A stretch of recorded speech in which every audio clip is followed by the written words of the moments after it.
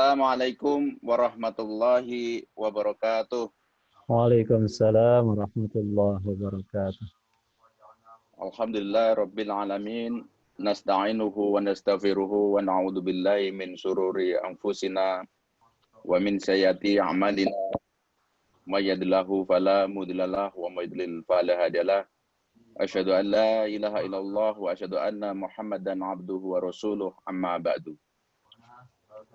Jemaah kuliah subuh yang kami hormati, pertama marilah kita menjatuhkan puji syukur kepada Allah Subhanahu wa taala. Meskipun dalam suasana pandemi COVID-19 kita tidak terganggu aktivitas untuk mensiarkan Ramadan ini meskipun secara virtual. Kita diberi kesehatan, tidak seperti saudara-saudara kita yang harus beristirahat di rumah sakit. Dalam menghadapi pandemi ini memang yang paling baik adalah sehat. Karena saya pernah mengurus ketika ada gejala, nyari rumah sakit itu susah. Maka kita bersyukur sekali lagi, sehat ini betul-betul kita syukuri, salah satunya dengan tholabul ilmi, walaupun dengan hanya via online atau virtual ini. Salawat dan salam semoga tetap tercurahkan kepada baginda Nabi besar Muhammad Sallallahu Alaihi Wasallam, manusia panutan, manusia teladan yang memberikan pencerahan kepada kita, sehingga kita bisa hidup teratur, bisa bagaimana beribadah sesuai dengan Sang Khalik perintahkan. Ini nikmat yang luar biasa saya kira. Baik Bapak sekalian, jamaah kuliah subuh yang kami hormati, pagi hari ini telah hadir di tengah-tengah kita Ustadz Harun Ar-Rasyid yang insya Allah akan menyampaikan tema mengambil momentum ya, momentum Ramadan dan COVID-19 ini untuk mengantarkan kita menuju keluarga sakinah. Jangan sebaliknya, kira-kira gitulah. Karena tiap hari ketemu, lantas justru hal-hal yang negatif. Nah Ustadz Harun bagaimana momentum PSBB atau lockdown ya, kita di karantina di rumah masing-masing ini justru bisa menjadi momentum untuk menuju keluarga sakinah. Kira-kira demikian. Ustadz Harun ini adalah alumni Institut fleksibel banget, alumni kehutanan, namun sejak mahasiswa hingga lulus, hingga sekarang berarti lebih dari 25 tahun ya, Ustaz? Iya. Itu menggeluti dunia dakwah, dunia da'i, dunia penceramah. Jadi insya Allah kalau di kampus itu sudah profesor dalam bidangnya. Kita bersyukur, saya sulit sekali mencari slot waktu beliau, dan ketemu yang biasanya Ahad pagi kita selenggarakan Selasa pagi, tidak masalah. Karena kita tidak harus pergi kemana-mana. Jadi ini Alhamdulillah kita syukuri. Baik, untuk menyikat waktu, Ustaz, tafadhol untuk menyampaikan materinya. Silahkan di-share screen kembali supaya kita bisa lebih mudah mengikuti materinya. Baik, bismillahirrahmanirrahim. Assalamualaikum warahmatullahi wabarakatuh. Waalaikumsalam warahmatullahi wabarakatuh. Alhamdulillah, alladzi khalaqana fi ahsani taqwim wa hadana ila siratihil mustaqim wa ila dinihil qawim. Ashhadu an la ilaha illallah wahdahu la syarika lah al-malikul haqqul mubin. Wa ashhadu anna Muhammadan abduhu wa rasuluh al-mab'uts rahmatan lil alamin. Allahumma salli wa sallim wa barik ala sayyidina wa maulana Muhammadin sayyidil mursalin wa ala alihi wa sahbihi ajma'in, amma ba'd. Faqala Allah Ta'ala fi kitabihil karim, a'udzu billahi minasy syaithanir rajim. Bismillahirrahmanirrahim. Wa min ayatihi an khalaqa lakum min anfusikum azwajan litaskunu ilaiha wa ja'ala bainakum mawaddatan wa rahmah. Inna fi dzalika laayatil liqaumin yatafakkarun. Wa qala Nabi sallallahu alaihi wasallam, khairukum li ahlihi wa ana khairukum li ahli. Sadaqallahul azim wa sadaqa rasuluhul karim wa nahnu ala dzalika minasyahidin walhamdulillahirabbil alamin. Ikhwah fillah rahimakumullah, muslimin muslimat, shaimin shaimat yang dirahmati Allah. Alhamdulillah di pagi ini Allah takdirkan kita bisa berjumpa, mudah-mudahan dalam keadaan sehat sebagai bekal untuk kita beribadah. Oleh karena itu sebelum dimulai ta'lim ini, mari kita bersama-sama berdoa kepada Allah Subhanahu wa taala. Yang pertama, mudah-mudahan kita bisa memanfaatkan umur kita untuk taat kepada Allah, terlebih-lebih lagi di bulan Ramadan. Dan yang kedua, bil khusus mudah-mudahan Allah segera menghilangkan wabah virus corona ini sehingga kita bisa kembali melaksanakan aktivitas secara normal. Amin. Bismillahirrahmanirrahim. Allahumma anfa'na bima 'allamtana. Ya Allah, berikanlah kami manfaat dari ilmu yang Engkau ajarkan kepada kami. Wa 'allimna ma yanfa'una. Ya Allah, ajarkan kepada kami apa yang bermanfaat bagi kami. Warzuqna ilman nafi'a. Ya Allah, anugerahkan kepada kami ilmu yang bermanfaat. Rabbana zidna ilma warzuqna fahma bi rahmatika ya arhamar rahimin. Ya Allah, anugerahkan kami ilmu dan tambahkan kami pemahaman dengan kasih sayang-Mu, wahai Allah, Zat yang Maha Pengasih, Maha Penyayang. Allahumma tawil amarana fi ta'atika. Ya Allah, panjangkan umur kami dalam taat kepadamu. Wa sahih ajsadana. Ya Allah, sehatkan jasad kami untuk bekal beribadah kepadamu. Wa nawwir qulubana. Ya Allah, sinari hati kami dengan sinar hidayah-Mu. Wa wasi' arzaqana. Ya Allah, luaskan rezeki kami. Terlebih ya Allah di saat kondisi hari ini sedang sulit, ya Allah. Luaskan rezeki kami dan saudara-saudara kami untuk bekal beribadah kepadamu. Wa tsabbit imanana, ya Allah, teguhkan keimanan kami. Wa ilal khairi qaribna, ya Allah, kepada kebaikan selalu dekatkan kami. Wa an syarri abidna, ya Allah, dari segala kejahatan jauhkanlah kami. Allahumma fazna min virus corona. Allahumma dfa'anna al-ghala wal bala wal waba والسيوف المختلفة والشدائد والمحن ما ظهر منها وما بطن من بلدنا هذا خاصة ومن بلدان المسلمين عامة إنك على كل شيء قدير والحمد لله رب العالمين. Bapak Ibu yang dirahmati Allah, tentu Ramadan adalah bulan yang amat sangat kita rindukan, bulan yang amat sangat kita nanti-nanti, karena sudah sering disampaikan di dalam Ramadan penuh dengan berbagai keutamaan, pahala dilipat gandakan, dosa ya diskon besar-besaran, dihapus sampai titik nol kalau kita mampu memanfaatkannya. Di bulan Ramadan juga Allah membelenggu setan-setan, terutama setan-setan yang jahat, maroditus syayatin, sehingga di bulan Ramadan faktor penggodanya berkurang sedemikian besar sehingga orang mudah taat untuk melakukan perintah maupun meninggalkan larangan. Maka kita melihat di bulan Ramadan yang mungkin biasanya jarang baca Quran, ringan baca Quran. Yang jarang ke masjid, ringan ke masjid. Yang jarang sedekah jadi ringan sedekah. Pokoknya di bulan Ramadan orang dimudahkan oleh Allah untuk berbuat amal soleh, berbuat kebaikan. Karena memang di bulan Ramadan hati menjadi lebih lembut, ya. Hubungan kita dengan Allah terasa lebih dekat.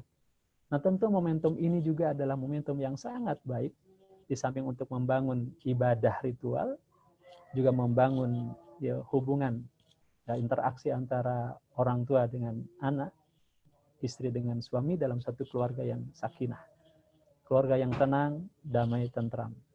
Karena kalau ini tidak dilandaskan kepada agama, terlebih tadi sudah disinggung sama Sudrimun, kondisi hari ini kita banyak di rumah, ya, kondisi PSBB, ya, jadi pembatasan sosial berskala besar. Nah, ada juga yang memplesetkan katanya PSBB itu sekarang penghasilan sulit, beban banyak katanya. Sehingga bisa membuat orang jadi stres di rumah gitu.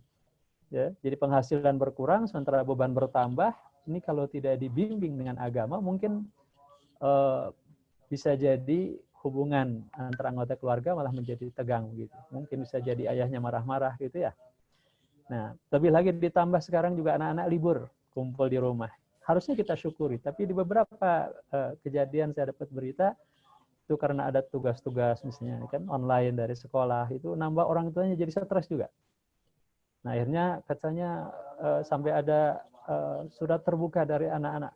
Ya mohon segera bisa kembali ke sekolah karena di rumah katanya gurunya galak katanya. Nah ini tentu akan membangun suasana yang kurang harmonis ya, kurang tenang tentram dan kurang sakinah. Nah, padahal harusnya Ramadan adalah momentum untuk membangun keluarga sakinah, membangun ya, ibadah, membangun kedekatan dengan Allah. Tapi tentu ini semua membutuhkan ilmu, membutuhkan pemahaman kita tentang syariat Islam, bagaimana kita mengisi hari-hari Ramadan ini dengan berbagai amal soleh, termasuk amal soleh terkait dengan keluarga sakinah. Dan wabah corona, satu sisi memang musibah buat kita, tapi sisi lain setiap peristiwa pasti ada ibrah, ada hikmah, ada pelajaran yang bisa kita ambil.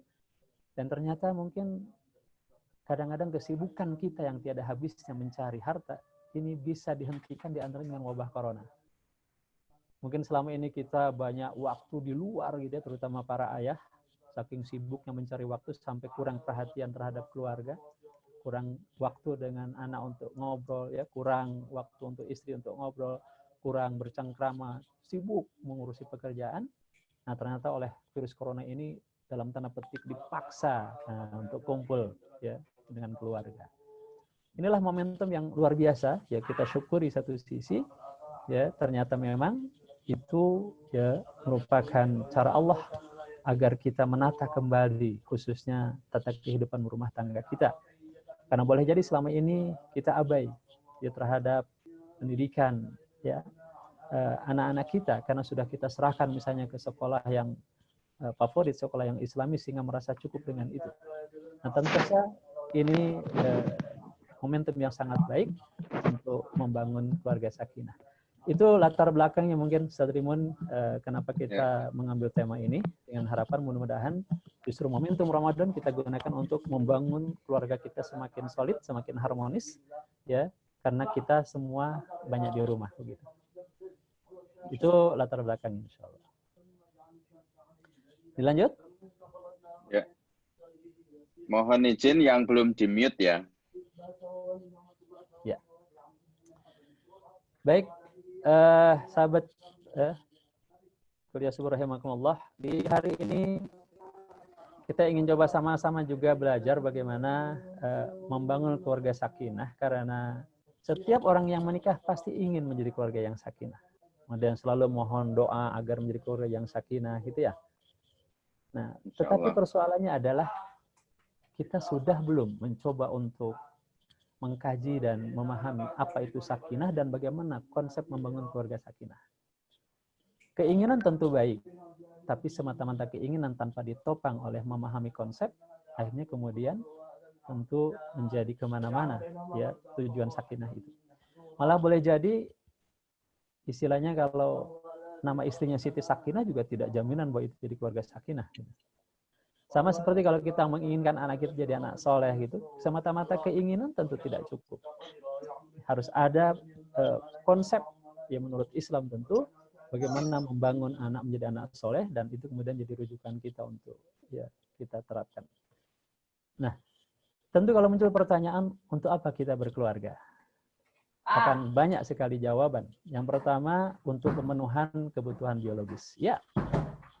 Ini juga tidak salah, karena ini adalah cara yang halal. Ya. Naluri tertarik kepada lawan jenis termasuk, mohon maaf, naluri seksualitas adalah itu fitrah dari Allah. Itu tidak perlu kita ingkari, dan memang itu sudah fitrah dari Allah bawaan kita. Nah, Islam tidak pernah mengingkari adanya naluri seksualitas tertarik kepada lawan jenis.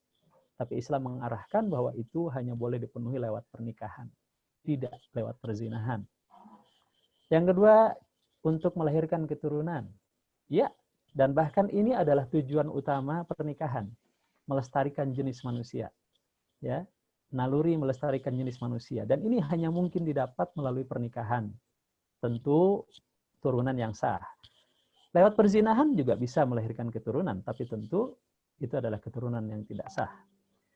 Nah, tapi kalau hanya ini yang menjadi fokus kita, kita menikah, melampiaskan hasrat biologis, kemudian kita punya keturunan, tanpa dilandasi oleh nilai tertentu, maka tentu, mohon maaf, hewan juga melakukan ini. Nah, yang membedakan kita adalah yang ketiga, bahwa bangunan rumah tangga itu kita isi dengan nilai atau value tertentu. Ini yang akan sangat menentukan bangunan rumah tangga seperti apa yang akan ya kita bangun bersama. Maka disinilah pentingnya seorang muslim memahami nilai value Islam. Bagaimana Islam mengatur, ya, menata dan membangun rumah tangga ini.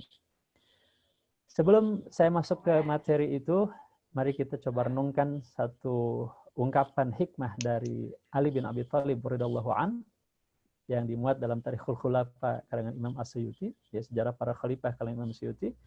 Kata beliau, sesungguhnya tidak ada kebaikan dalam sebuah ibadah yang tidak didasari ilmu. Tidaklah berarti sebuah ilmu yang tidak dibarengi pemahaman dan bacaan tidak akan berguna tanpa perenungan. Ini luar biasa mengarahkan kepada kita bahwa ibadah apapun itu harus berdasarkan ilmu. Tapi ilmu itu harus sampai tingkat kita paham secara mendalam dan bukan sekedar paham, kata beliau. Ilmu itu harus direnungkan, bacaan itu direnungkan. Nah, kadang-kadang penyakit kita ketika kita memahami sesuatu sekedar tahu, tidak dihayati, tidak direnungkan. Termasuk mungkin ketika kita membaca doa itu tanpa penghayatan. Malah kadang-kadang mungkin kita tidak paham apa yang kita baca. Ketika kita berzikir juga, itu tidak kita hayati. Nah, padahal Al-Quran pun itu Allah perintahkan untuk dihayati. Afala yatadabbaruna al-Quran am ala qulubin aqfaluha. Apakah mereka tidak mentadaburi Al-Quran? Apa itu mentadaburi? Memahami, merenungkan, menghayati isi dan kandungan Al-Quran. Atau hati mereka terkunci sehingga tidak memahami benar salah dari apa yang mereka baca. Nah, atas dasar itulah kita sama-sama untuk merenungkan, menghayati dulu firman Allah yang menjadi dasar ya, membangun keluarga sakinah. Dan ini biasanya ayat ini sering dibaca kalau ada prosesi pernikahan.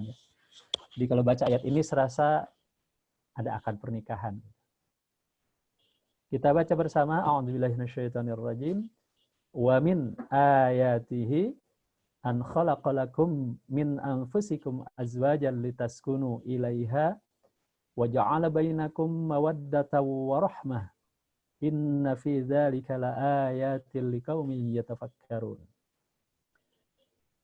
Ayat ini sebenarnya secara khusus bukan berbicara tentang pernikahan saja, tapi lebih utamanya adalah berbicara tentang akidah, tentang bukti-bukti kekuasaan Allah. Wa min ayatihi, dan di antara tanda-tanda kekuasaannya, an khalaqalakum, bahwa dia menciptakan bagi kalian min anfusikum, dari jenis diri kalian sendiri. Azwaja, pasangan. Saya sengaja bedakan warnanya. Wa min ayatihi an khalaqalakum, dan di antara tanda kekuasaan Allah bahwa dia menciptakan bagi kalian. Jadi artinya inilah bukti kekuasaan Allah, di antara bukti kekuasaan Allah, min anfusikum, dari jenis kalian sendiri. Jadi Allah menciptakan dari jenis kita sendiri, azwaja, pasangan. Kita telaah Imam Ibnu Katsir dalam tafsirnya, beliau menjelaskan inilah di antara bukti kekuasaan Allah bahwa Allah menciptakan pasangan kalian itu dari jenis kalian sendiri, yakni khalaqalakum min jinsikum inasa. Telah menciptakan bagi kalian dari jenis kalian sendiri wanita, yakun lakum azwaja, yang itu menjadi pasangan bagi kalian. Ya, litaskunu ilaiha, agar kalian merasa sakinah, merasa tenang, tentram, damai. Kata Imam Jalalain, merasa betah ya dengan pasangan kalian itu. Nah, kata beliau, coba dibayangkan seandainya Allah menciptakan bagi kita pasangan yang bukan jenis manusia. Entah itu dari jin, entah itu dari hewan. Atau Allah menciptakan semuanya laki-laki. Atau semuanya wanita. Maka tentu tidak akan tercapai maksud sakinah itu. Tidak mungkin kita merasa sakinah kalau berpasangan dengan sapi misalnya, ya, dengan domba misalnya, atau dengan jin. Ya, karena memang beda jenis. Sehingga Allah menciptakan pasangan kita dari jenis kita sendiri. Yakni dalam konteks Nabi Adam menciptakan Siti Hawa dari tulang rusuk yang paling pendek sebelah kiri dari tulang rusuk Adam, Siti Hawa. Nah, ini menjadi renungan kita betapa Allah lah yang menyatukan kita. Allah lah yang memberikan kepada kita pasangan dari jenis kita sendiri. Kata Ibnu Katsir, tentu akan terjadi ya saling membenci, saling menjauh, saling tidak menyukai kalau pasangan kita bukan dari jenis kita. Ya. Coba saja dibayangkan kalau pasangan kita misalnya kerbau misalnya. Ya. Dan itu tidak akan mencapai ya tujuan apa? Melestarikan keturunan. Di samping tidak akan tercapai kesakinahan, juga tidak akan mencapai tujuan melahirkan keturunan. Bagaimana kita bisa nanti berkomunikasi dengan pasangan kita yang kerbau tadi misalnya? Bagaimana kita bisa saling membangun ya rumah tangga yang sakinah? Ini yang pertama kata beliau. Yang kedua, azwaja, itu pasangan. Nah, tentu harus kita kemudian telah apa itu pasangan. Ya. Pasangan adalah dua hal yang berlawanan, tapi dari jenis yang sama. Jadi kalau saya beli sepatu kulit yang kanan dan sepatu kulit yang kiri, itu pasangan. Tapi kalau dua-duanya sepatu kulit tapi dua-duanya kanan, itu bukan pasangan. Atau yang kanan sepatu, yang kiri sendal. Itu bukan pasangan, karena tidak jenis yang sama. Maka sebenarnya homo itu bukan pasangan. Lesbi bukan pasangan. Karena itulah homo dan lesbi tidak akan melahirkan sakinah dan tidak akan melahirkan keturunan. Secara fitrah itu tidak sesuai dengan fitrah manusia. Maka Allah ciptakan pasangan dari jenis kalian sendiri. Berarti laki-laki pasangannya wanita dan sebaliknya. Maka disebutlah pasangan suami istri. Ya. Tentu kalau Bambang pasangannya dengan Aminah misalnya, ya tidak dengan Bambang dengan Joko misalnya. Nah, maka kalau hari ini gencar orang mempromosikan homo dan lesbi, maka itu tentu akan menghancurkan ya kehidupan manusia karena akan musnah keturunan manusia karena tidak tercapai tujuan melestarikan jenis manusia. Nah, itu semua litaskunu alaiha agar kalian merasa sakinah. Sakinah itu sama dengan tumakninah. Jadi kalau kita salat tumakninah itu tenang, ya, tentram, damai. Jadi satu gerakan dilakukan dengan sempurna, baru kita lakukan gerakan berikutnya. Itu tumakninah. Nah, dalam konteks ini setiap perbuatan dilakukan ya sesuai dengan tuntunan yang semestinya, dilakukan satu persatu, saling mengisi suami istri, sehingga kemudian muncul ketenangan. Karena nanti dalam konteks mewujudkan kesakinahan ini, Allah telah menetapkan kewajiban suami dan kewajiban istri masing-masing itu berbeda. Kenapa? Karena kewajiban itu adalah pasangannya hak.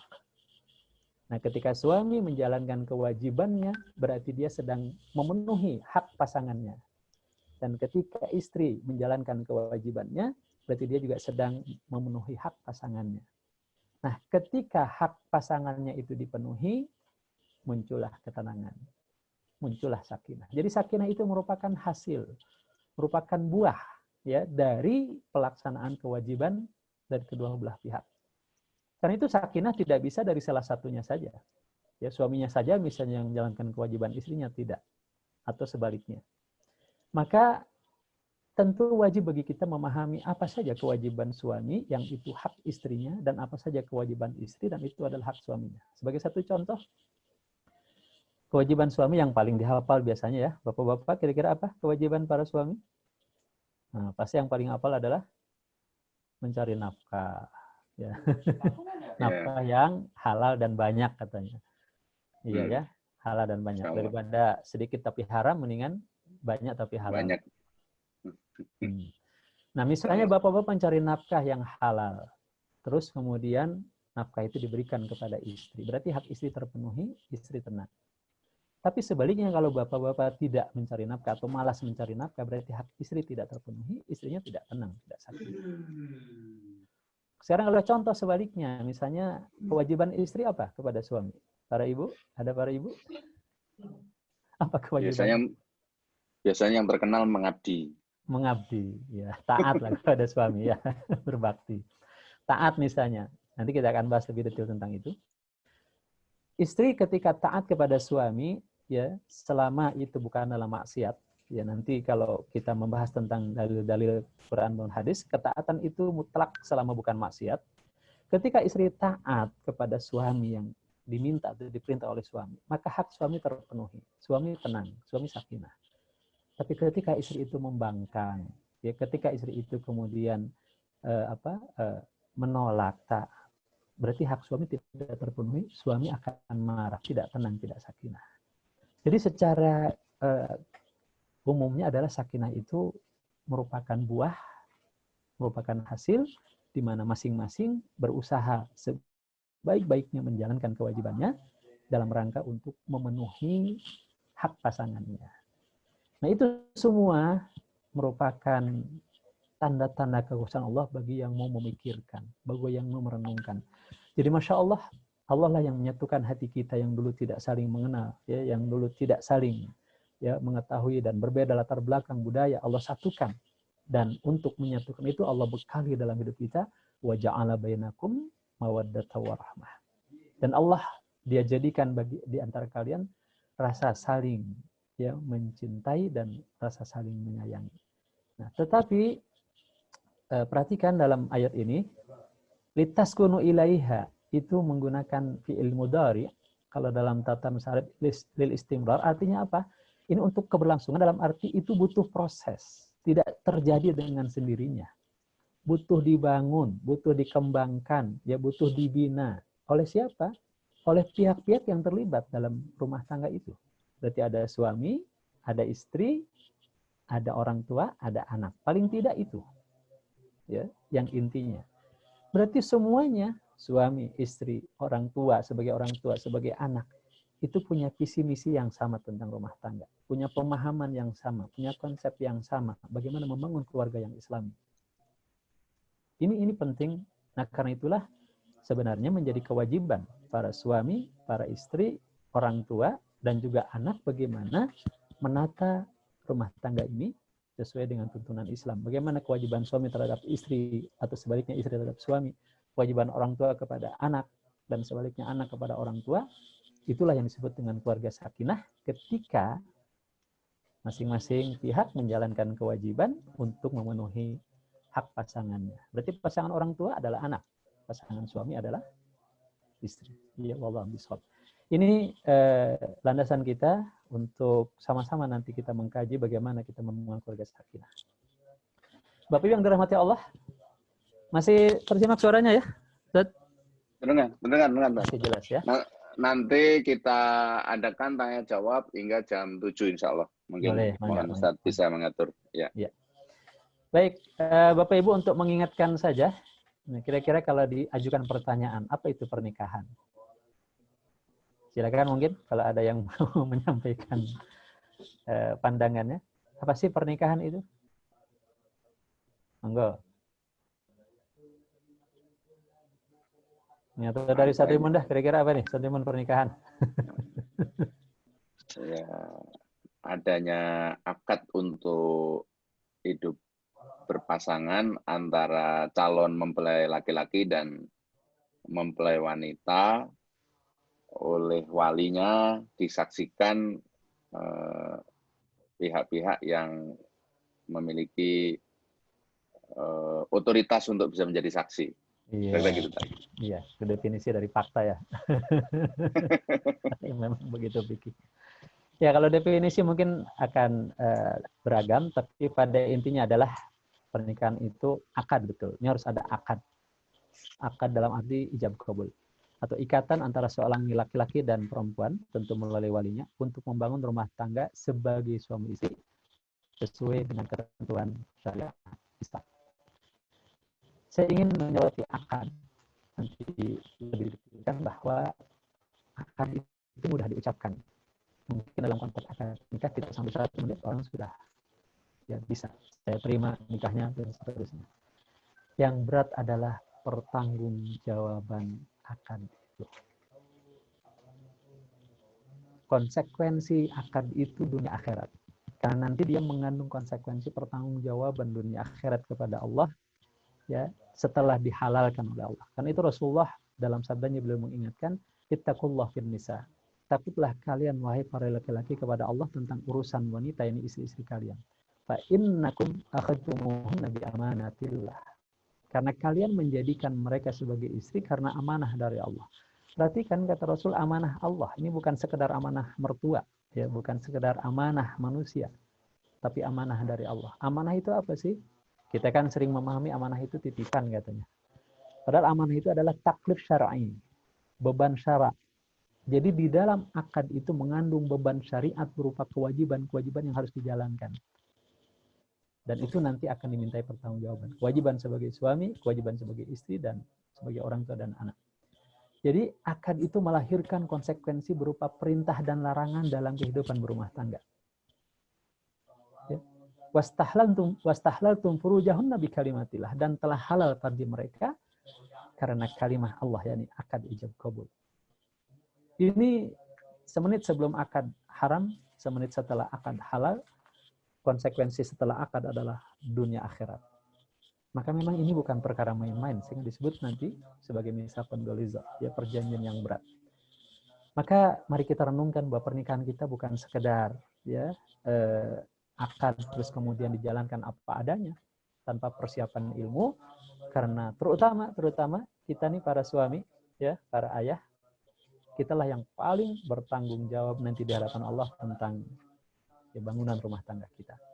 Nah, pernikahan itu yang pertama untuk pemenuhan kebutuhan fitrah insani, yakni tadi naluri, ketertarikan kepada lawan jenis, ya, aspek biologis, ya, hal yang terkait dengan aspek seksualitas.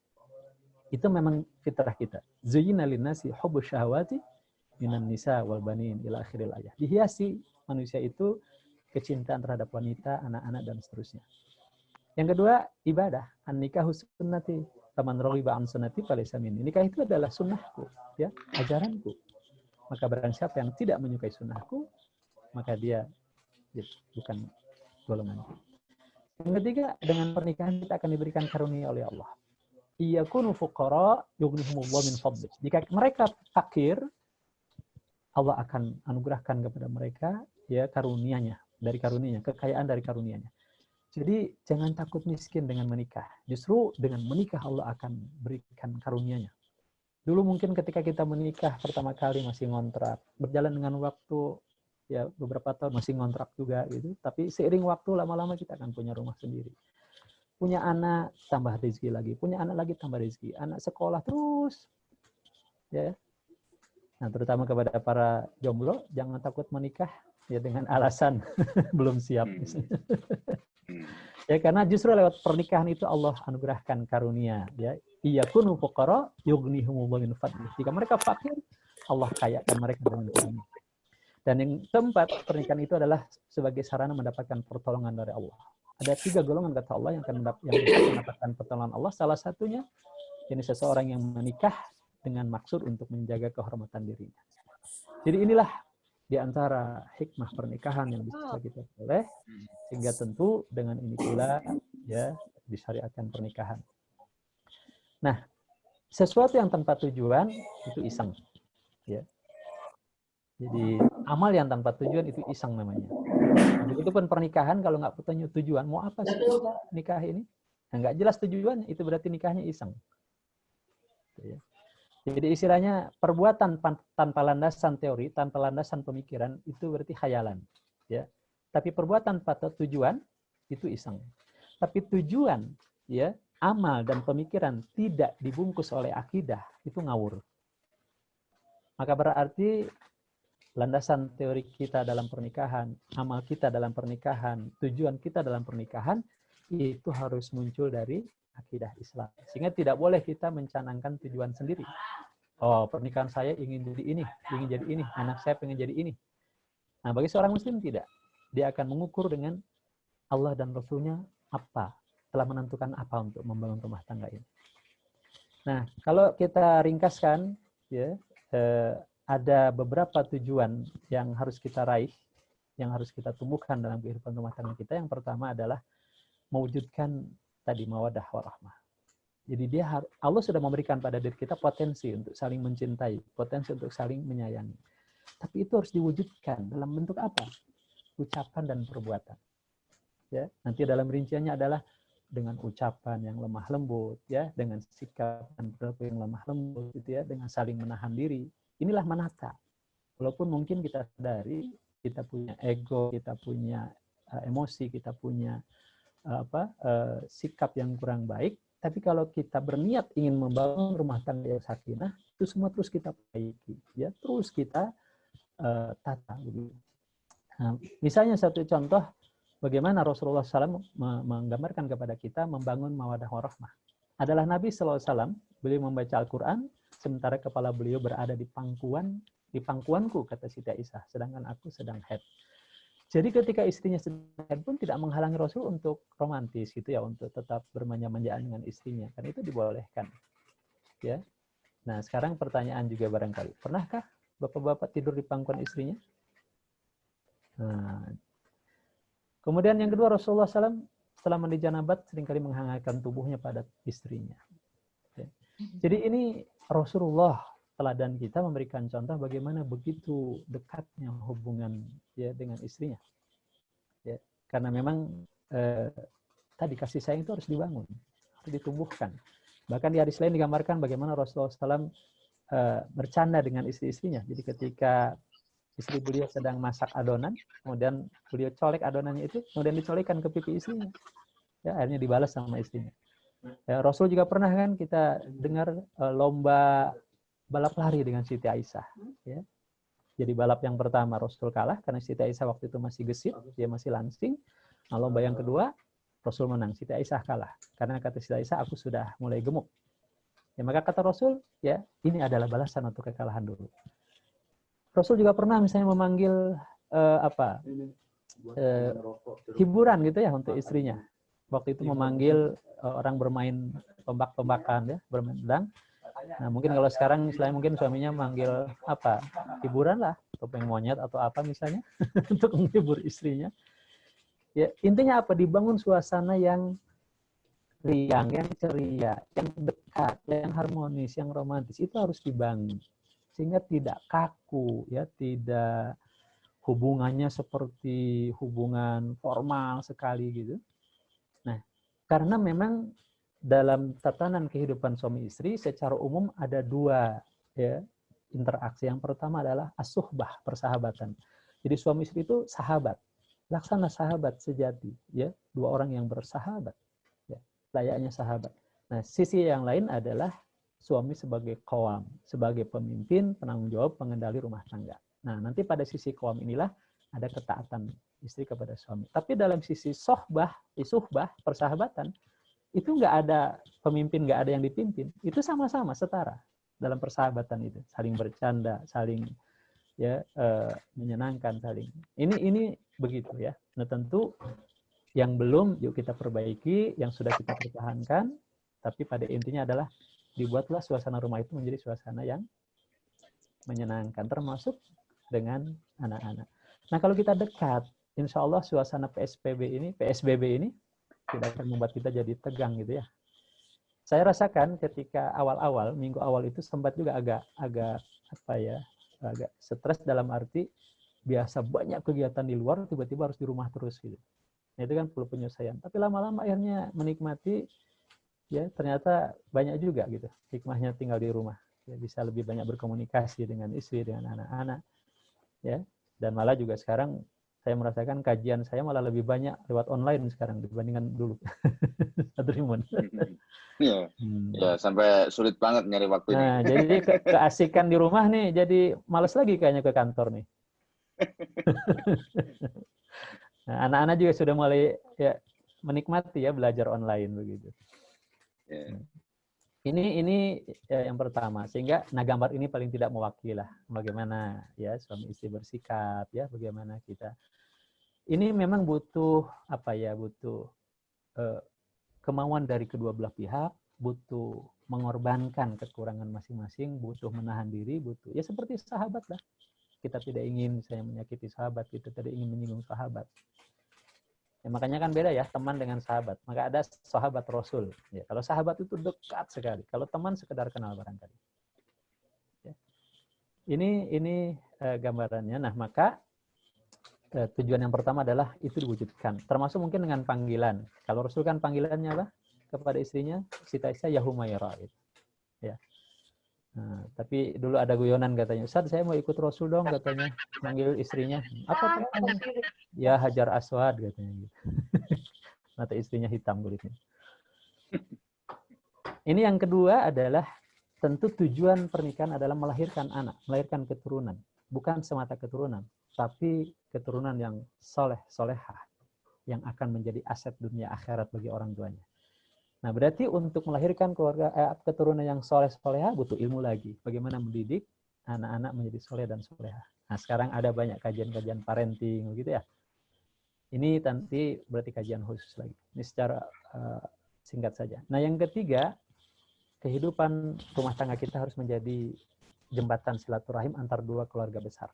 Silaturahim itu artinya mensilah kekerabatan, yang masih ada hubungan kerabat, masih ada hubungan rahim, hubungan darah. Tentu ketika menikah dengan istri kita, maka keluarga istri kita menjadi keluarga kita, dan sebaliknya. Nah, itu dipererat. Itu sehingga istri dekat kenal dengan keluarga suami, begitupun sebaliknya. Nah, silaturahim itu bukan sekedar kayak kita sekarang lebaran ketemu, salaman sudah gitu. Kalau kita baca konsep silaturahim itu adalah bagaimana kita menolong, membantu kerabat kita, urusan ekonominya, apalagi sekarang sedang sulit ya, urusan agamanya, urusan pendidikannya. Maka kalau silaturahim ini terjaga, makin kuat persatuan umat, insya Allah tidak akan ada yang terlantar di jalanan. Karena masing-masing keluarga saling memperhatikan kerabatnya. Dan kerabat paling dekat adalah orang tua kita. Ya, istri, anak-anak, dan orang tua kita itu kerabat kita paling dekat. Ya. Maka tentu saja jangan sampai pernikahan itu justru mencerabut kita dari keluarga kita. Ada ya kadang-kadang ketika setelah nikah dia jadi jauh dari keluarganya, dia tidak pernah berkunjung. Maka kata Nabi dalam hadisnya, wanita ya wajib taat kepada suaminya dan suaminya berhak melarang ya istrinya kecuali dari dua hal yang tidak boleh dilarang. Ketika istrinya izin mau ke masjid dan ketika istrinya izin mau silaturahim ke orang tuanya, ya. Itu suami harus mengizinkan, tentu dengan kondisi syarat yang terpenuhi, entah itu safarnya, pakaiannya dan seterusnya. Kenapa? Karena kalau sampai izin untuk silaturahim ke orang tuanya itu dilarang juga oleh suaminya, itu akan memutus silaturahim dengan keluarganya. Nah, ini jangan sampai terjadi. Karena itu rumah tangga kita harus dalam tanda petik itu menikahkan dua keluarga besar, bukan sekedar suami istri saja yang menikah. Ini alangkah indahnya kalau hubungan silaturahim dua keluarga besar itu erat, maka antar keluarga seperti itu, maka yakin insya Allah saya katakan tadi tidak akan ada yang terlantar di jalanan, karena semua memperhatikan kerabatnya. Nah, yang keempat, sebagai sarana dakwah, minimal dakwah di dalam keluarga. Allah berfirman, a'udzubillahi minasyaitonirrajim, ya ayyuhalladzina amanu qu anfusakum wa ahlikum nar. Wahai orang-orang yang beriman, wahai suami yang beriman, wahai ayah yang beriman, pelihara diri kalian serta istri dan anak-anak kalian dari api neraka. Ya, ini kata Ali bin Abi Thalib, adibu wa'alimu. Didik mereka, ajari mereka. Dengan apa? Tentu bil Islam, dengan Islam dan ilmu-ilmu yang bermanfaat. Sehingga kita, istri kita, anak-anak kita tahu mana halal, mana haram, mana hak, mana batil. Dengan itulah kita dan keluarga kita terhindar dari api neraka. Berarti kita wajib menjadi pendidik keluarga, terutama ayah. Ya. Nah, kalau ibu, kalau diumpamakan nanti ayah itu laksana kepala sekolahnya, kalau ibu laksana guru kelasnya, ya, plus wali kelasnya. Itu nanti mungkin bahasan detailnya adalah di pendidikan anak. Tapi intinya tugas utama seorang ayah, khususnya atau orang tua secara umum adalah mendidik, menyelamatkan dirinya serta keluarganya, jangan sampai melakukan perbuatan-perbuatan yang bisa menjerumuskannya ke dalam neraka. Nah, yang terakhir, tujuan dari segala tujuan pernikahan kita adalah menggapai keridhaan Allah dengan amal-amal soleh kita, dan dengan rahmat Allah kita mendapatkan surga dan masuk surga bersama. Udkhulul jannata antum wa azwajukum tuhbarun. Masuk surgalah kalian beserta pasangan kalian dijamu, digembirakan oleh Allah SWT. Bapak Ibu yang dirahmati Allah, inilah di antara 5 tujuan utama dari pernikahan kita, dan tentu mari kita coba ya introspeksi mana yang belum terwujud. Kalau salah satu tidak terpenuhi, misalnya tidak punya keturunan, itu bukan berarti rumah tangga kita gagal. Tapi maksimalkan tujuan yang lain. Yang paling utama adalah tujuan yang kelima. Ya nauzubillah, jangan sampai terjadi misalnya suaminya di surga, istrinya di neraka, atau sebaliknya, istrinya di surga, suaminya di neraka, atau orang tuanya di surga, anaknya di neraka, atau sebaliknya, na'udzubillah. Kita ingin suami, istri, anak-anak, anak keturunan kita, ya cucu kita semua kumpul bersama di surga. Dan itu hanya mungkin kalau kita berjalan di atas jalan yang diridhoi Allah, yakni jalan Islam. Itu satu imun sementara dalam konteks tujuan pernikahan. Ya. Masih ada waktu untuk pemaparan atau mau langsung di tanya jawab? Mungkin lanjut dulu Bapak Ibu, bagi yang ada pertanyaan bisa ditulis di chat ya. Nanti kalau tidak ada kesempatan bicara bisa kami bacakan. Ya. Ya silakan lanjut dulu. Ya, kalau sudah jelas ya tujuan utama pernikahan. Nah, di situ tertulis supaya gampang mengingatnya disingkat dengan MAS, dakwah surga. Nah, MAS itu M-nya mawadah warahmah, A-nya anak atau keturunan, S-nya silaturahim. Kemudian sebagai sarana dakwah dan puncaknya adalah kita masuk surga bersama. Keluarga sakinah, kemudian keluarga sakinah antil jannah gitu. Sampai ke surga tujuannya. Nah, kemudian tentu harus ada prinsip-prinsip pegangan kita dalam membangun rumah tangga supaya tidak liar kemana-mana. Karena ini kadang-kadang seringkali rumah tangga kita itu banyak yang istilahnya coba-coba lah gitu ya. Jadi coba-coba mendidik anak pun coba itu, coba ini, coba teori itu, coba teori ini. Akhirnya tidak jelas mau kemana. Padahal Islam sudah menentukan prinsip-prinsip dasar bagaimana membangun rumah tangga menurut Islam. Yang pertama, Islam memandang pernikahan itu, yakni akad tadi sebagai misaqun ghaliza. Yakni apa? Setiap orang memiliki hak dan kewajiban. Ya, kewajiban yang itu akan memenuhi hak pasangannya. Maka disinilah pentingnya suami mengetahui apa saja kewajibannya selain mencari nafkah. Nanti akan diuraikan lebih jauh. Istri juga apa saja kewajibannya. Itu mengandung konsekuensi itu. Bukan sekedar akad selesai gitu. Ya, hanya bermodalkan nafkah gitu, terus menjalankan rumah tangga tanpa prinsip yang jelas. Jadi sadarilah masing-masing kita punya konsekuensi kewajiban yang harus dijalankan sebagai suami, sebagai istri. Untuk gambaran yang lebih gamblangnya begini, kewajiban itu Allah bagi, ya, yang melakukan itu tergantung yang disuruh. Ada yang suruhan itu kepada pribadi masing-masing. Contoh misalnya sholat, puasa, haji, zakat. Itu adalah kewajiban individu. Termasuk sholat duha, termasuk sholat tahajud, termasuk sholat berjamaah bagi laki-laki. Itu kewajiban sebagai individu, bukan kewajiban sebagai suami, bukan juga kewajiban sebagai istri. Itu kewajiban personal, artinya yang belum menikah pun wajib menjalankan itu. Nah, ada kewajiban yang itu memang ditujukan kepada orang yang sudah berstatus suami atau berstatus istri. Ya, seperti tadi di antaranya, ya, atau misalnya sebagai istri ada umun warabatul bait sebagai ibu dan pengatur rumah tangga. Ya, kemudian suami tadi mendidik dan membimbing istri. Nah, bagi yang belum menikah, tentu kewajiban ini tidak ada. Nah, dalam konteks ini adalah khususnya kewajiban sebagai suami istri. Kalau kewajiban pribadi itu sudah otomatis. Nanti ada lagi kewajiban itu dalam konteks masyarakat, amar ma'ruf nahi munkar. Ada lagi kewajiban itu yang hanya dibebankan kepada pemimpin. Ya, misalnya sistem ekonomi, ya, sistem pendidikan atau ukubat, ya, hukuman. Itu hanya pemimpin yang boleh melaksanakan hukum-hukum itu. Nah, maka dalam konteks ini, misalnya sebagai suami, ketika dia sholat duha, sholat wajib, sholat berjamaah, itu bukan kewajiban suami. Istilahnya dalam konteks suami yang rajin sholat berjamaah, rajin sholat duha, itu bukan suami dalam tanda petik yang baik sebagai suami, tapi pribadi yang baik.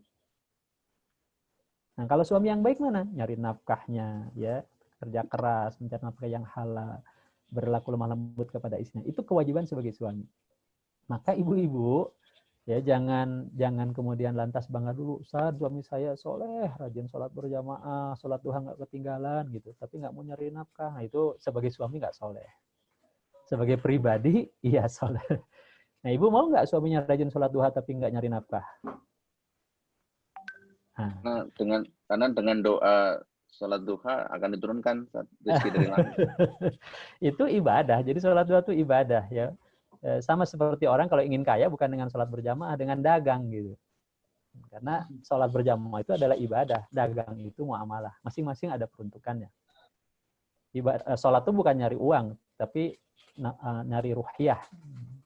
Kalau dagang, ya nyari uang kan gitulah. Islam telah mengatur masing-masing peruntukannya.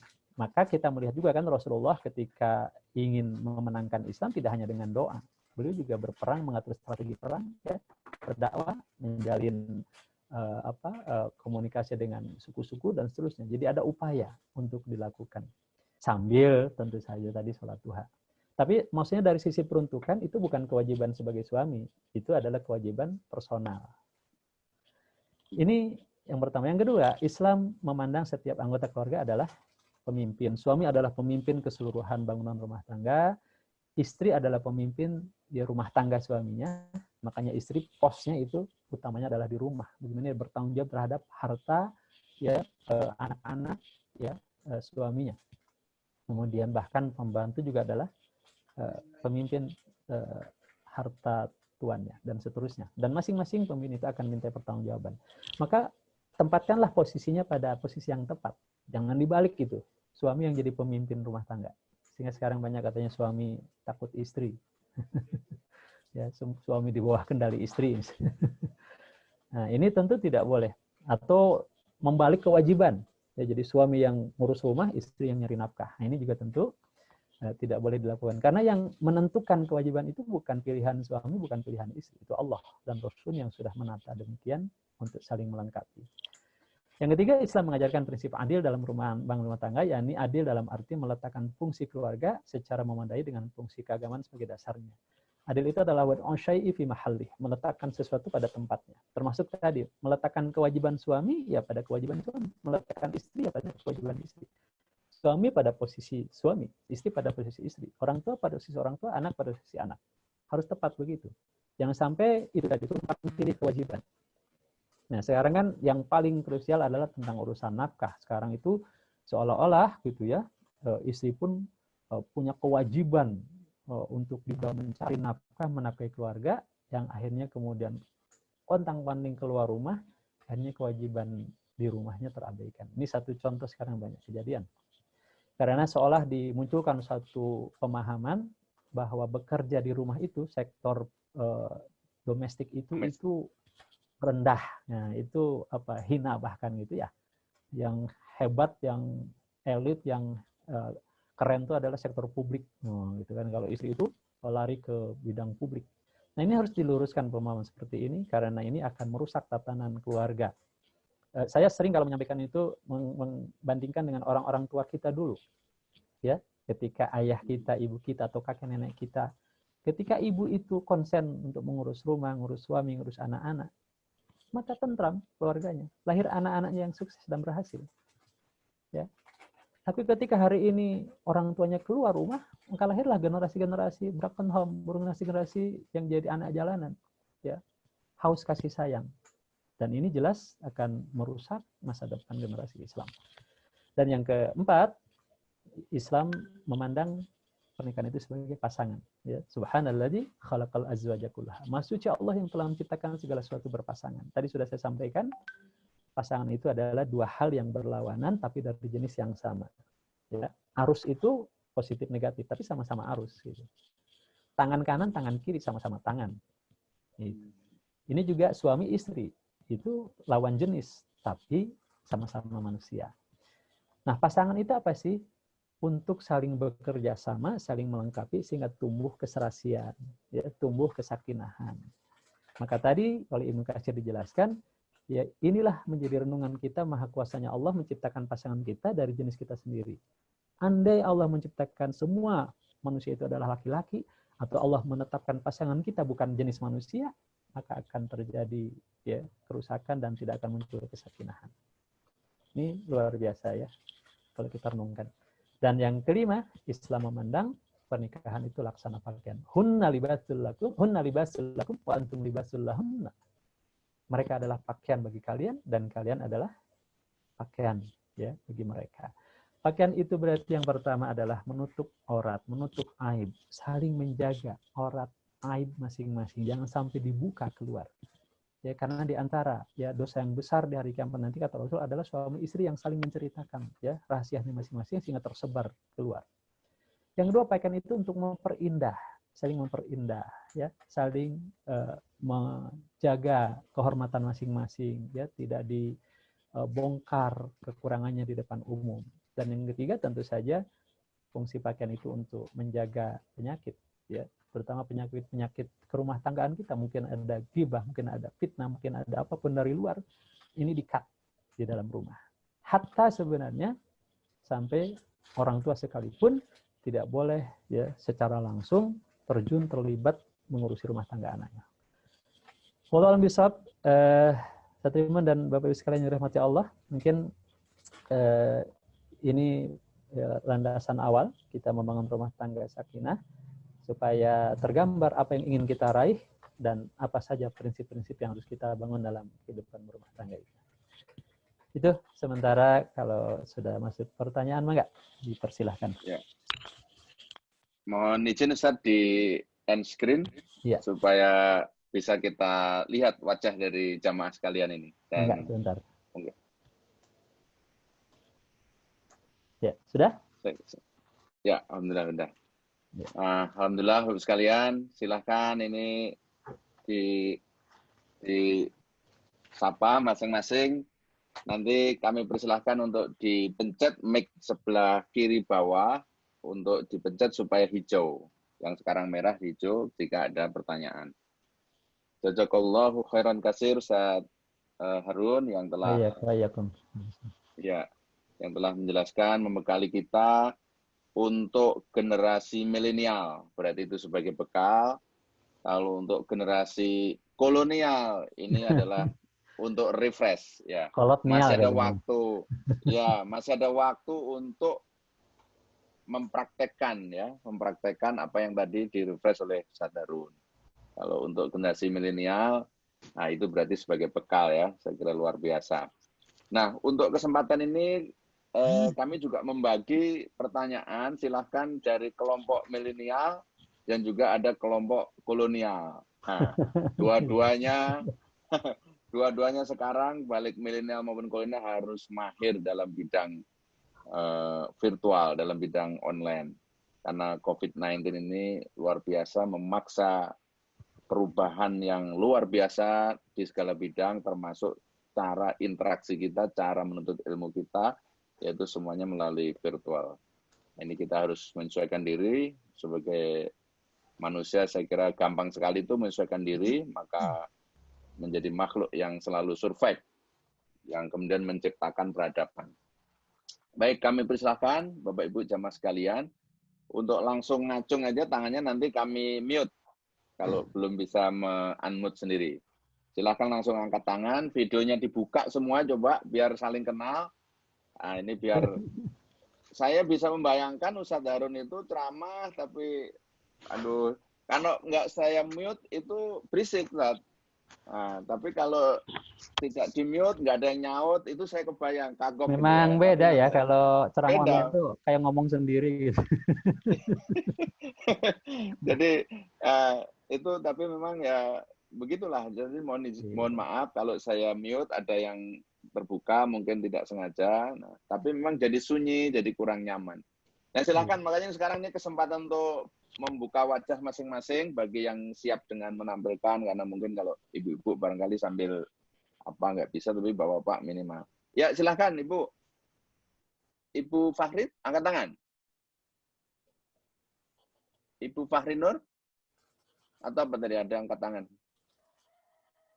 Silakan dipencet ininya. Atau ada yang sudah masuk chat kayaknya nih? Ya, ada. Oh, di chat ada ya? Iya. Oh ya, sebentar. Oh ya, ini saya baca dulu. Oh, ya. Oke, pertama ini dari Umi Wildan ya. Umi Wildan dari mana ini? Kadang-kadang dari jauh juga ini.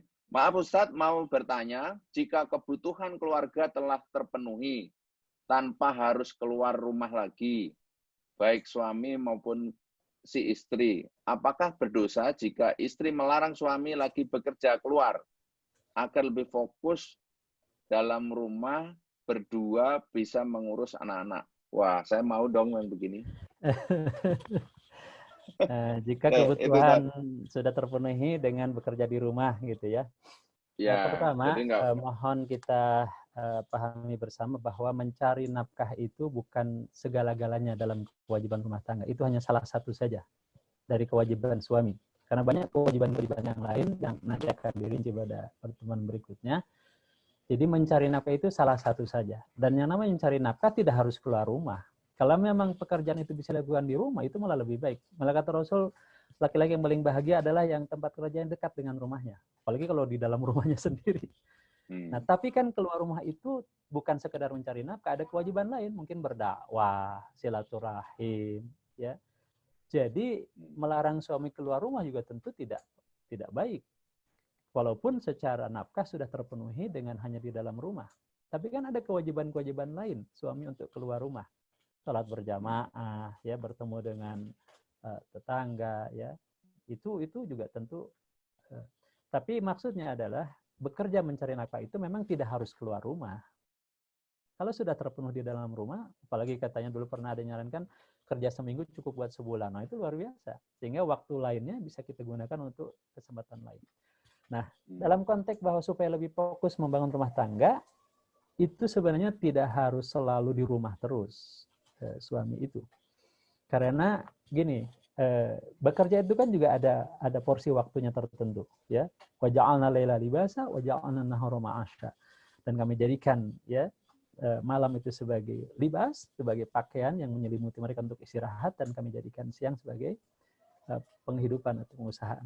Jadi setidaknya bekerja itu dari pagi sampai sore. Nah, kapan berkumpul dengan keluarga? Kalau Rasul memberikan contoh, beliau biasanya habis sholat Isya.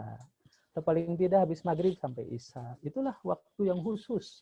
Maka jangan para bapak habis waktunya untuk bekerja. Pagi sampai malam gitu. Sampai lembur segala macam. Sampai kerjaan dibawa ke rumah. Nah, itu yang merusak. Jadi saatnya waktu kerja silakan digunakan maksimal. Tapi setelah itu gunakan untuk dengan keluarga misalnya. Dulu ada istilah 3B katanya, ya. Jadi bersama, ya, keluarga lah. Jadi belajar bersama gitu, ya. Atau intinya kita kumpul. Nah, Rasul itu kalau beliau biasanya sebelum tidur itu beliau kumpul dengan keluarganya. Kadang dikumpulkan istrinya dalam satu rumah ketika beliau situ makan bersama, beliau menghibur istrinya, beliau bersenagura dengan keluarganya, dan membuat mereka kemudian senang dan terhibur. Jadi ada waktu-waktu khusus yang memang kita fokuskan untuk membangun rumah tangga. Nah, nanti juga ada pembagian tugas tentu saja. Mana tugas suami, mana tugas istri, gitu ya. Nah, ini harus diatur sehingga tidak harus dua-duanya di rumah terus. Yang penting adalah ada waktu khusus, ada komunikasi yang dekat, ada hubungan yang intens, ya, antara ayah dengan anak-anak dan seterusnya. Nah, itu jangan sampai semua habis waktunya dipakai untuk mencari nafkah. Yang penting menata waktu, ya.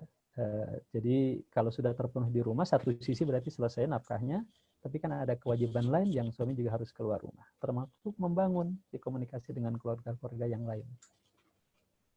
Itu mungkin insyaallah, ya. Wallahualam bishawab. Ya. Subhanallah, ternyata Bu Umi Wildan dari Palopo.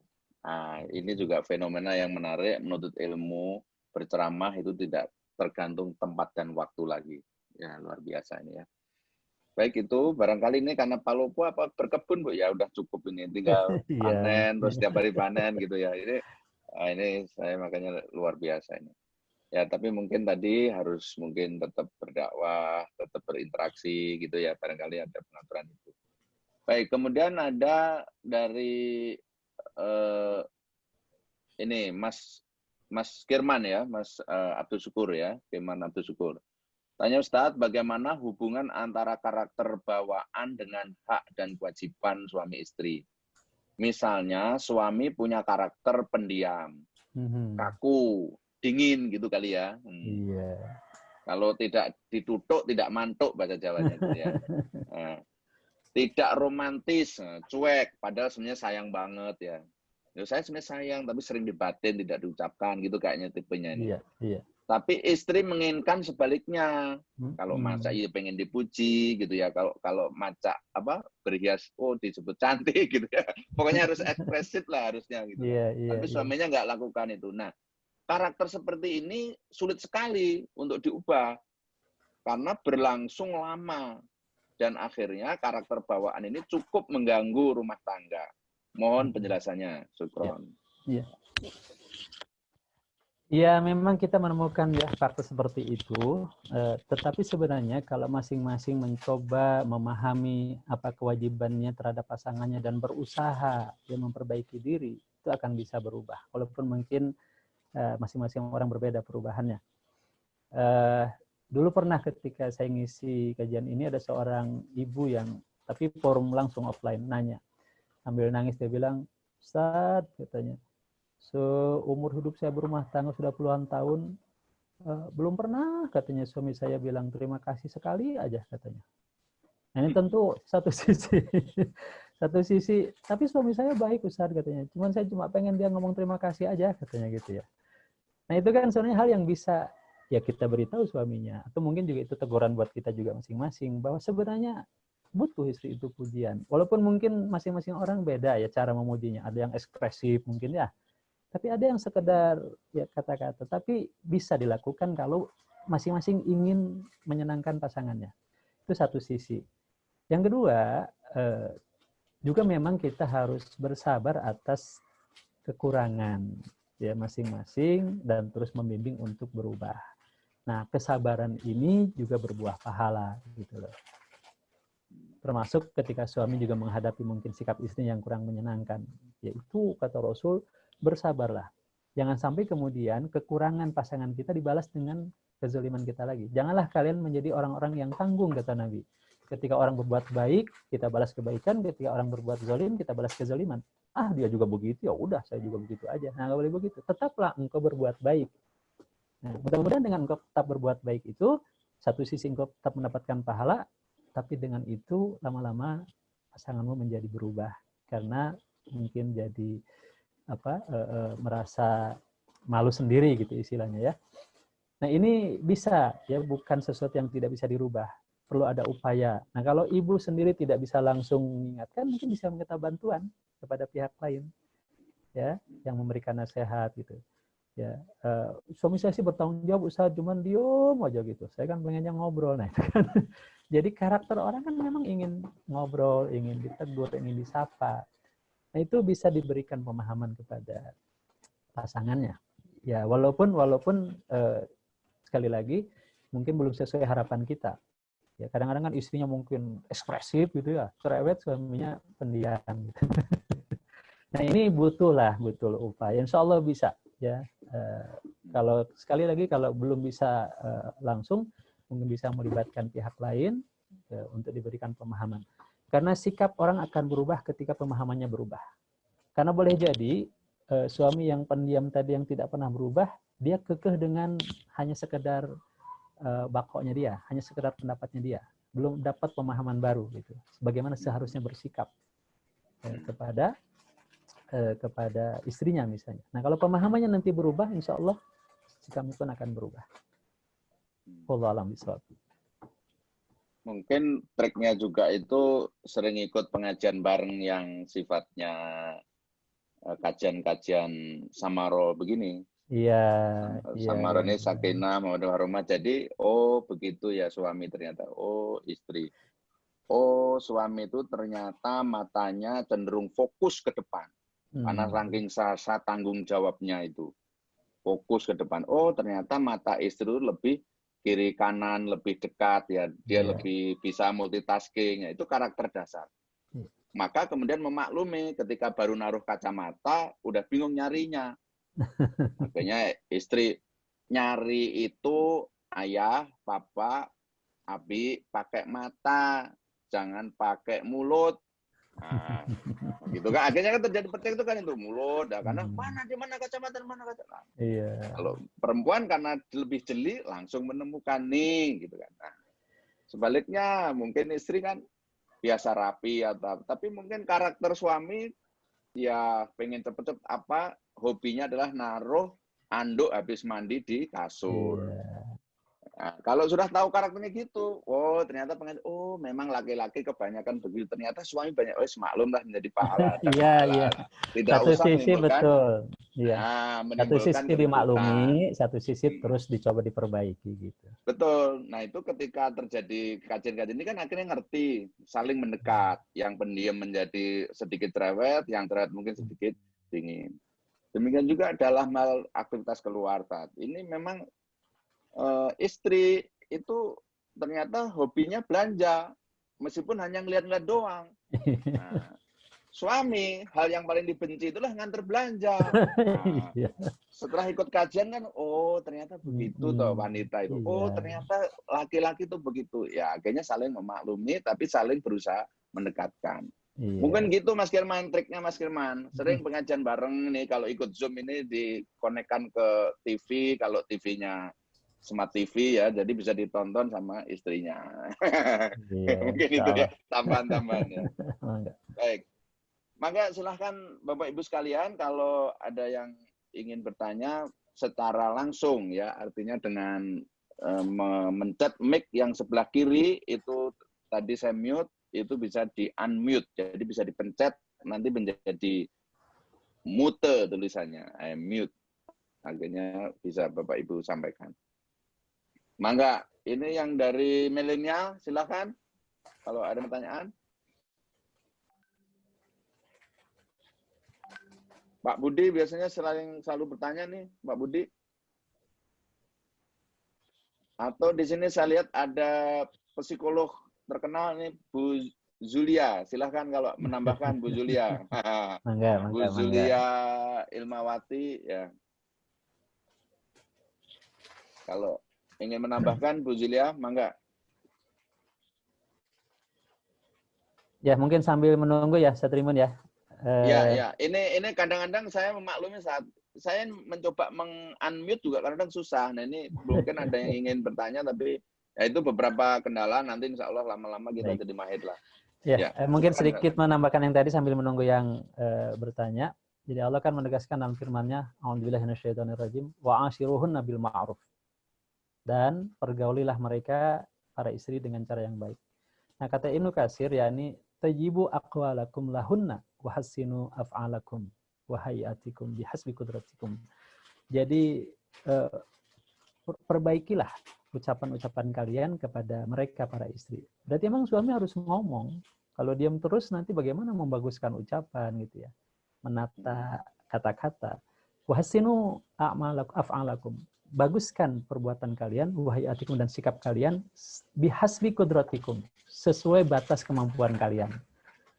Nah, jadi memang di antara kewajiban suami adalah berbicara yang baik kepada istrinya.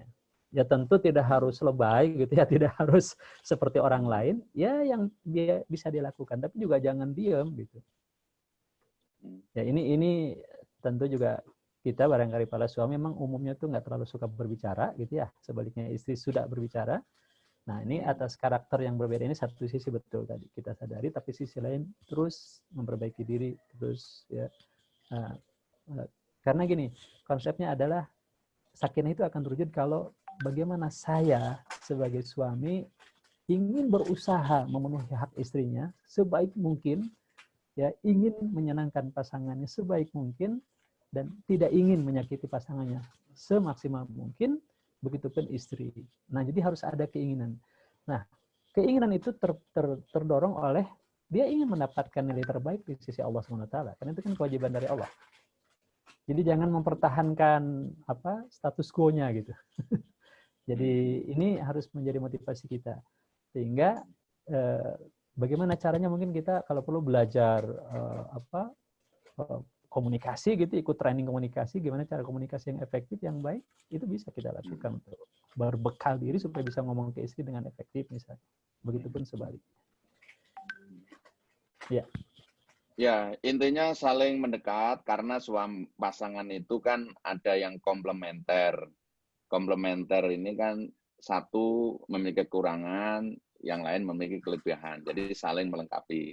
Tapi mungkin ada yang betul-betul serasi. Kebetulan sama-sama orangnya rapi, sama-sama orangnya bersihan gitu kan. Tapi mungkin ada sebagian yang satu kemproh, yang satu rapi, yang satu rajin, yang satu malas, yang satu banyak ngomong. Nah, ini Bang, jangan mempertahankan status quo-nya, tapi mendekat lah. Untuk bisa mendekat itu apa? Ya, tentu dengan pengetahuan, dengan membaca, dengan ikut kajian. Nah, biasanya kalau bareng-bareng itu terus senyum masing-masing, terus akhirnya ada upaya. Apalagi suasana PSBB ini, mungkin kesempatan itu menjadi sangat baik sekali. Ya, Saya sudah kira. masuk pertanyaan tuh, Ustaz Ridwan? Ya, ada. Bagaimana Ustaz kalau dalam mengambil keputusan, si suami terkesan lamban, lalu diambil alih oleh istri. Nah, maksudnya gimana ini kasus seperti ini? Boleh nggak gitu kan ya? Iya. Ya. Pertama yang Allah tentukan jadi pemimpin adalah suami. Berarti yang mengambil keputusan adalah suami. Ukurannya adalah memang yang pertama bukan cepat atau lambat dulu. Landasannya betul apa enggak keputusan itu diambil sesuai syariat atau tidak. Itu dulu yang jadi ukuran. Nah, perkara lambat cepat kan relatif, tergantung mungkin persoalannya. Kalau itu membutuhkan cepat, ya istri wajib mengingatkan. Tapi mungkin suami punya pertimbangan lain kenapa dia agak lambat. Karena memang kadang-kadang kan kalau istri lebih mengedepankan perasaan gitu. Kalau suami kan lebih mengedepankan logika, berpikirnya. Sehingga istri menganggapnya itu lambat. Padahal bukan lambat. Mungkin suami berpikir logis dulu, berpikir berbagai kemungkinan. Itu harus digali dulu. Ya, berarti belum tentu lambat. Bisa jadi memang istrinya nggak sabaran gitu ya. Nah, tapi kalau betul-betul lambat, ya diingatkan. Tetap tidak boleh diambil alih oleh istri, karena itu bukan domain istri. Gitu. Itu memang domain suami untuk mengambil keputusan terkait dengan rumah tangga. Tapi istri wajib menyarankan, istri wajib mengingatkan, istri bisa memberi saran, gitu ya. Nah, jangan sampai kemudian diambil alih kepemimpinannya, gitu. Nah, ini zalim nanti. Karena fokuslah kepada kewajiban masing-masing yang sudah Allah tetapkan, dan itulah amal soleh buat kita. Justru ketika kita mengambil alih kewajiban yang bukan kewajiban kita, itu malah berdosa. Dan itu zalim. Berarti menempatkan kewajiban bukan pada tempat yang semestinya. Ya. Ambillah contoh misalnya, suaminya malas nyari nafkah. Dah, ya, ibu aja yang nyari nafkah misalnya. Itu juga jadi tidak betul. Ya. Maka tadi kata Nabi, kalau pasangannya berbuat zalim, jangan dibalas dengan kezaliman. Tetaplah berbuat ya kebaikan pada kewajiban masing-masing, ya dengan tetap bersabar dan terus kemudian mengingatkan, dan pada hal itu terdapat kebaikan. Ini prinsip dasarnya begitu. Jadi tidak boleh sampai kemudian kewajiban itu diambil alih hanya karena yang seharusnya melaksanakan itu dianggap lambat, walaupun belum tentu juga lambat misalnya. Mungkin beda sudut pandang saja. Gitu. Allah alam bisawab. Ya, ini ada lagi pertanyaan. Ustadz Afwan, sejauh mana itu boleh ikut memilih calon istri anaknya? Batas-batasnya sampai di mana? Nah, ini kayaknya sudah punya bujangan ini Ibu Fani ini. Ya, tentu saja orang tua itu memilihkan calon menantu bagi anaknya itu tetap ukurannya adalah agama. Kata Nabi kan jika datang ya seorang ini kalau anak kita perempuan, kalau datang seorang lelaki yang baik akhlaknya, maka terimalah. Kalau tidak akan terjadi kerusakan.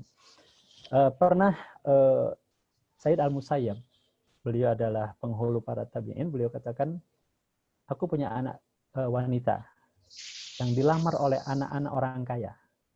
Dan aku tolak semua. Tapi aku nikahkan dengan muridku yang miskin. Kenapa? Karena dia bilang, kalau aku berikan anakku kepada anak-anak orang kaya itu, mungkin dunianya terjamin, tapi akhiratnya tidak. Tapi kalau aku serahkan anakku kepada muridku yang takwa itu, walaupun miskin, dunia akhiratnya pasti terjamin. Karena dia juga pasti bertanggung jawab menafkahi keluarganya. Jadi ukurannya harus itu. Ya, ukurannya adalah tentu keagamaannya, kesolehannya. Nah, orang tua tentu wajib ya untuk mencarikan bagi anak-anaknya yang sudah mampu ya calon-calon yang memang baik dari sisi agamanya. Orang tua justru harus ya terlibat membantu anak-anaknya yang sudah cukup ya umur dan kemampuan ya tapi belum ada keinginan misalnya untuk mengarahkan kepada pernikahan itu supaya terhindar dari hal-hal yang diharamkan. Jadi dalam arti ini adalah orang tua bisa terlibat langsung ya untuk mencarikan calon bagi anaknya, tentu dengan ukuran agama, gitu ya, dengan ukuran kesolehan, dengan ukuran akhlak. Nah, Dan kita melihat bahwa dulu orang-orang tua dulu, kita dulu, atau misalnya kalau santri-santri gitu ya, di pesantren itu kiainya itu yang jodoh-jodohin. Nah, tapi kan ukuran agamanya, ya alhamdulillah kan, ya lancar-lancar rumah tangganya. Gitu. Tidak ada masalah selama ukurannya adalah tentu keagamaan. Ya, intinya berarti boleh memveto lah kalau dalam hal urusan agama. Karena mungkin kalau masih muda-mudi itu kan yang menonjolnya mawadahnya ya Ustaz ya. Jadi rasa cintanya. Semakin demikian, semakin tua, maka kemudian warohmah muncul gitu kan. Jadi kasih sayangnya. Yang dulu nggak cinta, tapi ini kok baik, akhirnya tumbuh sayang. Nah, ada yang menafsirkan kemudian sakinah. Maka keluarga itu menjadi tempat kembali menenteramkan, menenangkan. Ya. Nah, bisa demikian kalau memang pondasinya agamanya itu kuat. Itu kan dalam hadis juga demikian kan? Ya.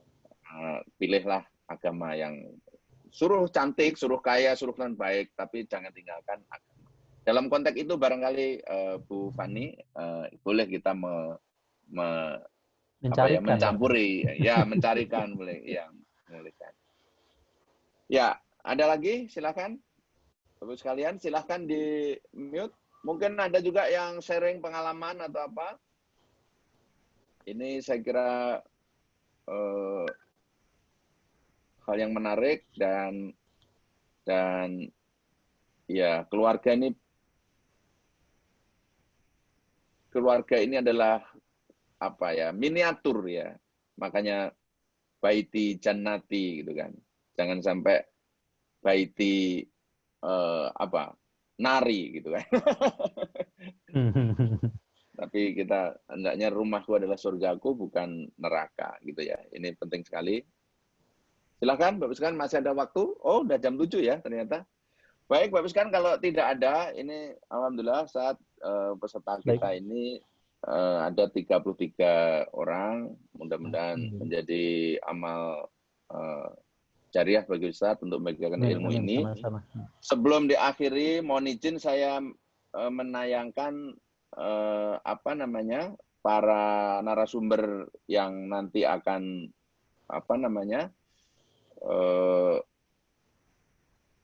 selanjutnya yang akan memberikan materi pada kajian kita ini. Yang pertama ini Ustaz Harun Ar-Rasyid sudah kita lalui hari ini. Kemudian nanti ada tema tentang mengenal ilmu hadis, ini akan disampaikan oleh Ustadz Yuwana Rian Trisna. Beliau ini adalah Direktur Pusat Pendidikan Hadis Ma'had Khadimus Sunnah. Saya belajar hadis dengan beliau, insya Allah nanti kami minta untuk memberikan kerangka dasar, supaya setidaknya meskipun bukan menjadi ahli hadis, itu Bapak Ibu bisa mengetahui lah, apa sih sebenarnya hadis, dan bagaimana tingkat-tingkatannya, kategorinya, dan sebagainya. Dan mana-mana hadis yang bisa dijadikan hukum, mana yang tidak, dan seterusnya. Ya. Kemudian nanti juga ada mengenal ilmu mantik. Apa sih ilmu mantik ini? Bahaya atau tidak? Boleh memakai tidak? Dan seterusnya. Mungkin juga Bapak Ibu perlu mengetahui. Ya, ini akan disampaikan oleh Kiai kita, Kiai Hafidz Abdurrahman MA. Beliau adalah Khadim Ma'had Wakaf Syaroful Haramain Bogor. Beliau sangat menguasai ini dan juga menulis buku tentang mantik dan mutakalimin. Ya. Apa itu? Istilah-istilah barangkali Bapak Ibu masih awam, nanti bisa mengikuti. Dan kita jadi tahulah setidaknya kalau ada orang berpendapat begini begitu, wah itu berarti pakai ilmu mantik gitu. Nah, boleh tidak dan sebagainya, itu nanti juga perlu. Kemudian yang ketiga, yang berikutnya adalah tentang Ramadan mengajarkan as-siqah billah ya. Jadi Ramadan ini untuk menumbuhkan keterikatan kita kepada Allah ya. Ini akan disampaikan oleh Ustadz Ade Abu Mutadi. Beliau adalah Wakil Mudir Ma'had Syaroful Haramain. Kemudian ada juga tafsir tematik. Beliau ini Dr. Muhammad Rahmat Kurnia. Beliau akan membawakan yang materi yang beliau sangat kuasai, yaitu tentang tafsir tematik. Jadi ada tema-tema tafsir dari berbagai, ada Ibnu Katsir dan sebagainya, terutama Ibnu Katsir itu beliau sering membuat kajian ini. Bagaimana kita agar bisa memperoleh jiwa yang tenang, ya, nafsul mutmainah. Ini mungkin cocok untuk kaum kolonial ya, meskipun milenial juga boleh, saya kira itu. Nah, kemudian juga ada dari Dr. Kusman Sadik, beliau adalah nanti akan mengupas antara saum, takwa, dan corona.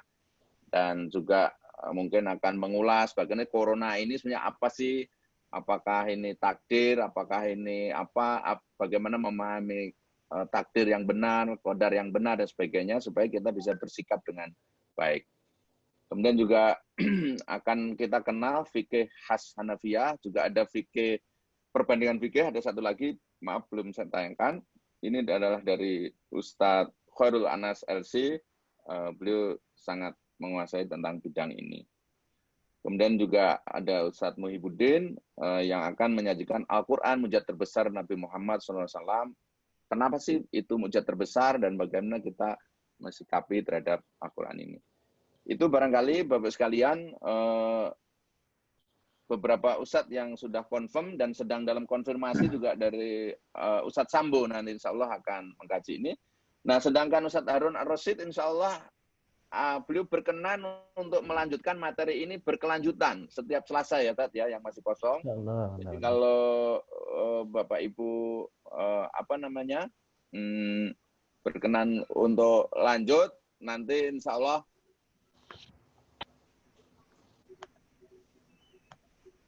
kalau bisa rutin lanjut, insya Allah kita akan terus melakukan kajian ini dengan Ustadz Harun, ya, itu. Baik, saya kira itu, Bapak sekalian, kajian pada pagi hari ini. Sekali lagi, jazakallahu khairan katsira Ustadz Harun.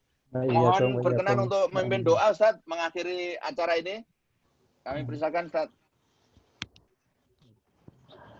Alhamdulillahi Rabbil Alamin. Hamdan syakirin, hamdan na'imin.